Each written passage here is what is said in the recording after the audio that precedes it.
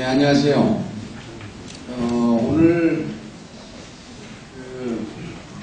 마을에서 시작되는 도시공간 재창조라는 아주 시적절한 주제를 가지고 여러분들을 이렇게 만나게 돼서 반갑습니다. 이 마을 하면 이게 상당히 정근대적인 개념으로 이해되고 있죠. 옛날 전통 사회에 걸린 공동체하고 마을을 이제 같이 생각을 하고 있는데, 21세기의 이 세계화로 세계가 다 터져 있는 이 상황에서 왜 마을 만들기가 관심이 돼야 되고, 이 도시의 아주 중요한 주제가 되고 있는가? 이게 우리뿐이 아니거든요. 이 세계 각국이 이 마을 만들기에 대해서 관심을 가졌습니다.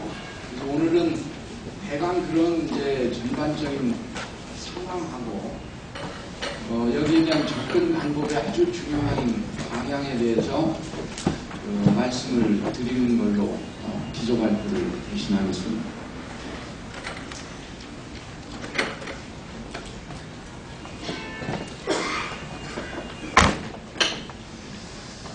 이 도시가 이 국부의 원천이다 하는 얘기는 1980년대를 즈음해서 이 서구사회를 중심으로 우리가 활발히 있었습니다. 근데 이 얘기를 그런대로 체계적으로 글을 발표하고 쓰신 분이 여러분들 잘 아시는 제임 제이콥스라는 외국 기자예요. 그분이 이 80년대 상황에서 왜 어느 지역은 세계 전체로 봐서 어느 지역은 잘 살고 어느 지역은 못 사는가 하는 데 이제 관심을 갖고, 이분이 생각하는 것은 활발한 무역을 통해서 이 도시의 역동적인 수입 대체 활동이 일어나고 있는 것을 지속적인 번영을 누리고, 이른바 서플라이 리존으로 분류되는 곳, 대표적으로 아마 책에서는 아르헨티나를 꼽고 있습니다. 아르헨티나 같은 나라는 왜 풍부한 자원에도 불구하고 가난해지는가, 이런 이제 관심을 갖고 들여다봤습니다. 그랬더니 지속적으로 이 도시인의 자발적이고 창조적인 역량이 배양되는 것, 그걸 통해서 수입 대체 활동을 하면서 이제 말하자면 수출 초과를 이루는 도시는 잘 살더라. 이제 이런 논문이었습니다. 그래서 이제 그 후로 많은 논문이 발표되고 연구가 진행이 되면서 대개 국제 질서가 그런 상황을 만들더라 하는 게 결론으로 이루어지죠. 대개 국제 질서가 개방화가 되면서 생산 요소가 국경 없이 이제 흘러다니게 되고요. 이제 국제적인 상품이 개발이 되면 소위 이제 1등만 팔리는 그런 상황이 되고, 모든 국제적인 서비스가 국경을 넘어서 흘러다니는 이런 상황이 되고, 공업 생산도 범지구적인 네트워크, 그러니까 소위 2차 상품의 플로우가 엄청 활발해졌어요. 전에는 완제품을 가지고 승부를 냈는데 이것만 가지고 되지를 않고 소재 부품 같은 것들이 이제 전 지구를 흘러다니게 돼요. 그래서 국가가 국경을 넘어서 초국가적으로 통합되는 이런 상황이 만들어지죠. 그러면서 이제 말하자면 국가가 쇠퇴하고, 이건 네이션 스테이트, 소위 국가가 쇠퇴하고 도시를 중심으로 하는 경쟁체제가 만들어져요. 그래서 대개 도시 경제의 핵심 부분의 중요성이 증대가 되고, 이 핵심 부분은 주로 이제 여러분들이 잘 알고 계시는 서플라이 서비스 중심의 이제 도시 기능이 중요해집니다. 소위 FIRE라고 하는 거죠. 파이낸스 리얼 에스테이트 인슈런스 하는 금융 쪽이 굉장히 중요한 위치를 차지하게 되고, 경영 활동이 전 세계적으로 국경을 넘어서 흘러다니게 되고, 그 다음에 입지의 유동성이 모든 활동이 어느 자기 활동에 적합한 곳을 찾아서 계속해서 이동을 하게 되는 이런 이제 상황이 되죠. 이렇게 되면서 이제 글로벌 레벨에서 공간적 분업이 일어나게 되는데 이게 이제 되게 우리나라에도 방문하시는 분들인데 커스텔즈나 사센 같은 분들이 이제 이런 논의들을 하죠. 그래서 이제 혁신적 환경이 제공되는 곳에 이제 고도기능, 말하자면 국제금융, 거래 서비스 등 고위 의사결정 등이 직접을 하게 되죠. 제조업이나 기타 활동은 대도시 지역 내에서 생산하고 뿐만 아니고 나라 전체로 흩어지게 되고 세계로 이렇게 분산돼요. 우리도 이걸 겪었죠. 제조업이 상당 부분 중국이나 이런 다른 나라로 가고 이제 그거를 대체할 만한 새로운 이제 경제 활동 기능이 자리를 잡지 못하면서 지금 우리가 어려움을 겪고 있는 이런 상황도 설명이 되겠죠. 그러면서 이제 세계 각국이 경쟁력 있는 도시를 만들기 위해서 정말 발벗고 나서고 모든 도시가 이제 이 경쟁력을 갖추기 위해서 애를 쓰게 되는데 이게 이제 그러면 뭐가 경쟁력 있는 도시의 조건인가? 여기에 대해서 이제 학술적으로 여러 논의가 있었는데 그 중에 한 분이 우리나라에서 오셨어요. 국내에서 발표된 자료를 제가 뽑은 건데 오셔서 발표한 자료 중에서 대개 이런 6가지를 꼽습니다. 하나가 이제 서비스와 제조업 분야에서 다양한 경제 기반을 갖춘 도시. 그 다음에 첨단 기술의 R&D 및 상업화를 위한 고급 인적 자원을 확보하고 있는 거. 이게 나중에 이제 설명을 드리겠습니다만, 이게 마을 만들기하고 아주 연결되어 있어요. 우리 이걸 분리된 걸로 생각하면 아주 고약하죠. 고급 경제 인력 양성을 위한 우수한 교육 기관이 있는 도시.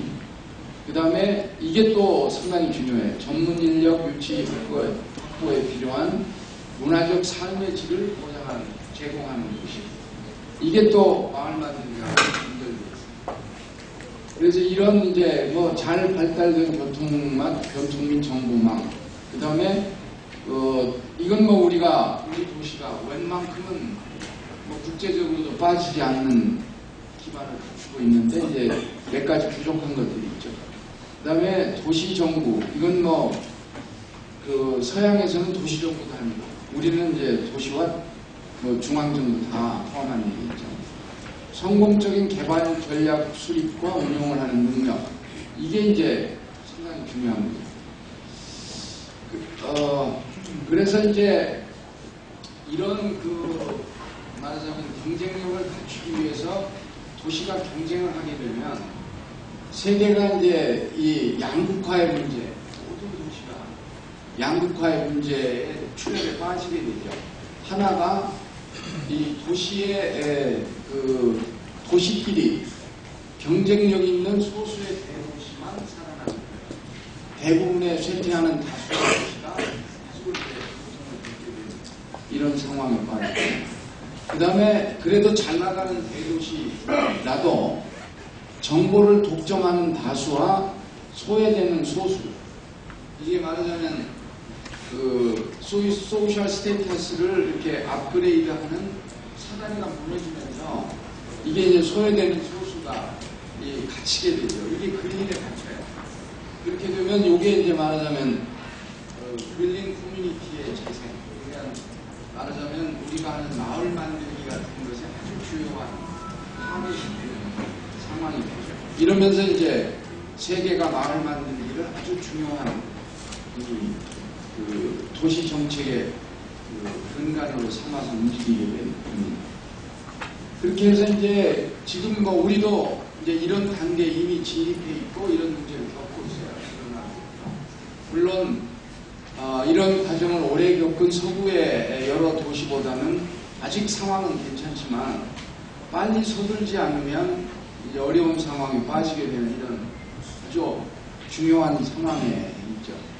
그래서 대개 이 경쟁력 있는 소수의 대도시는 우선 경쟁력이 있기 때문에, 말하자면 우리나라 같으면 서울 혹은 제조업 기반이 비교적 튼튼한 울산, 포항, 뭐 광양 이런 도시들은 이제 말하자면 아직은 경쟁력 있는 이제 도시라고 할 수가 있죠. 그러면 이 도시들은 경쟁력 유지 강화를 위한 도시 정책을 해야 돼요. 그렇게 되면 대개 이제 이런 도시 정책의 내용들을 여러 논문에서 이렇게 살펴보면 대개 요점이 요런 한 5가지 정도로 요약이 돼요. 하나가 이 다양하고 다원적이면서 개방적인 문화 경관을 만든다. 요게 우선순위가 상당히 높습니다.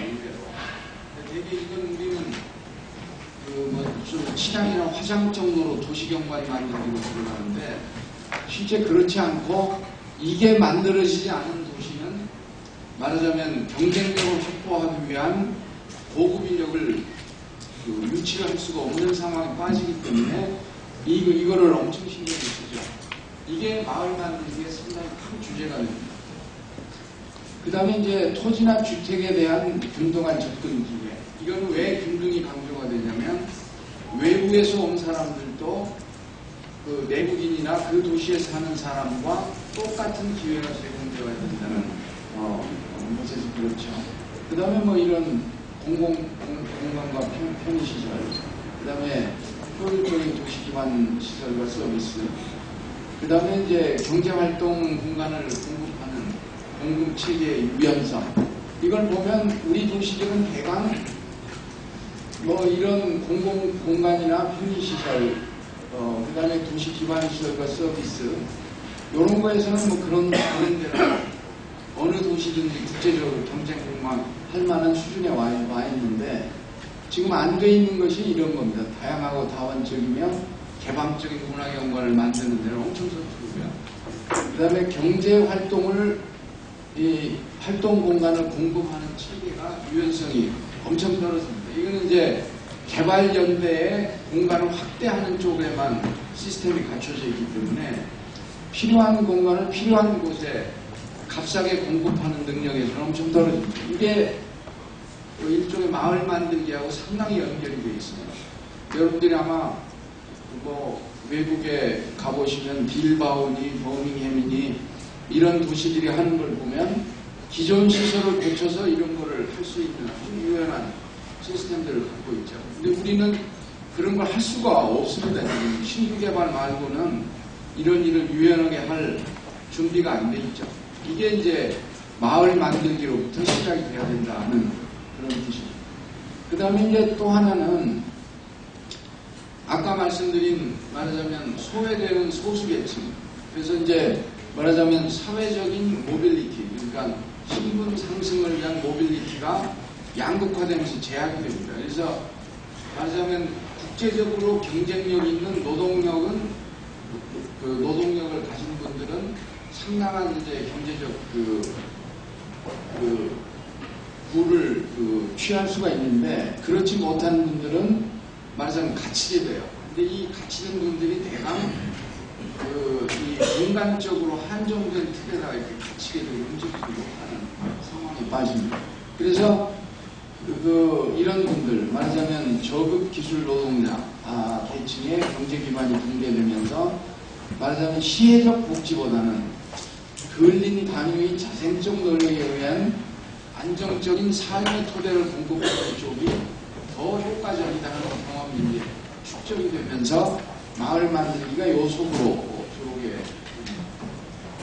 그 다음에 이제 대부분의 이제 도시가 한 도시에 경쟁력이 있는 도시에서는 이 양극화 문제가 뚜렷하게 드러나는데 말하자면 경제 기반이 쇠퇴돼서 무너지는 도시에서는 이제 이 문제가 만만치가 않죠.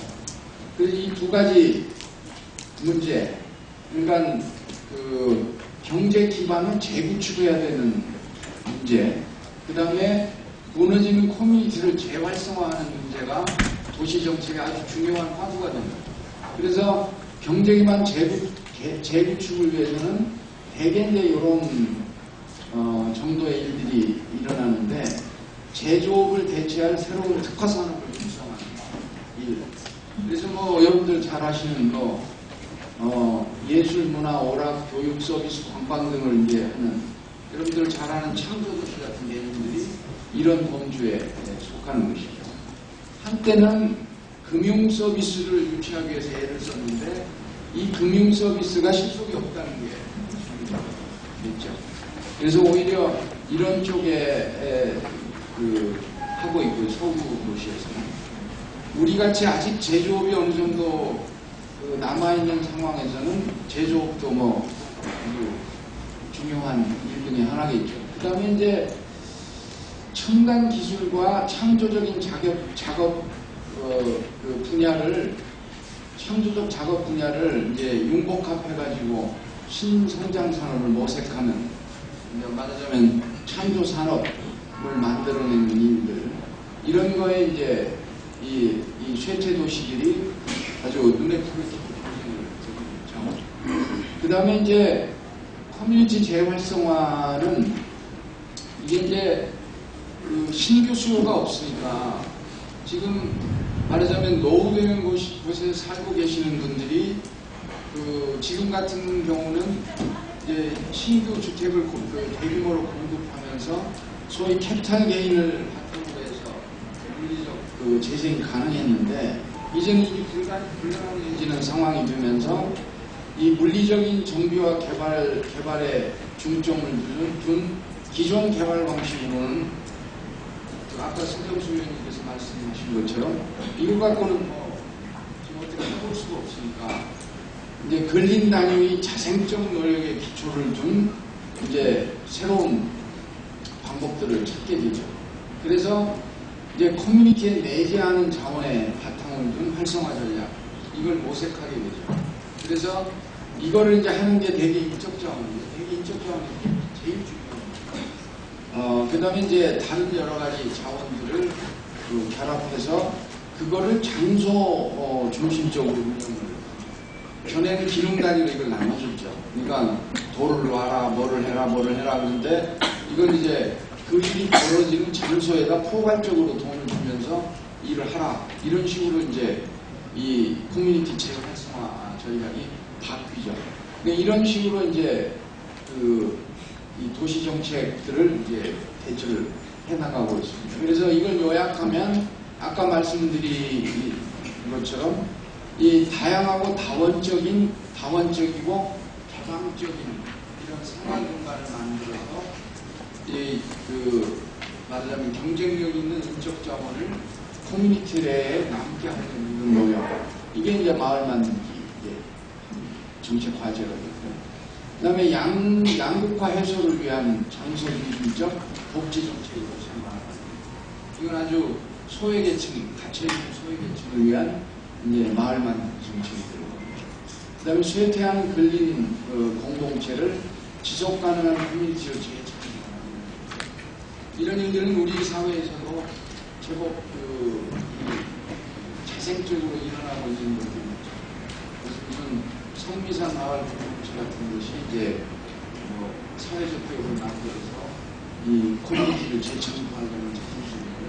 이걸 이제 이 도시 정책으로서 마을 만들기에 한 대상이죠. 그런데 이런 사회적 요구가 있고 이런 필요성이 있다면, 근데 지금 우리가 가지고 있는 이 다이어그램은 피터홀이 쓴 내일의 도시에 나와 있는 내용을 제가 다이어그램화 해본 건데, 영국에서 일어났던 문제입니다.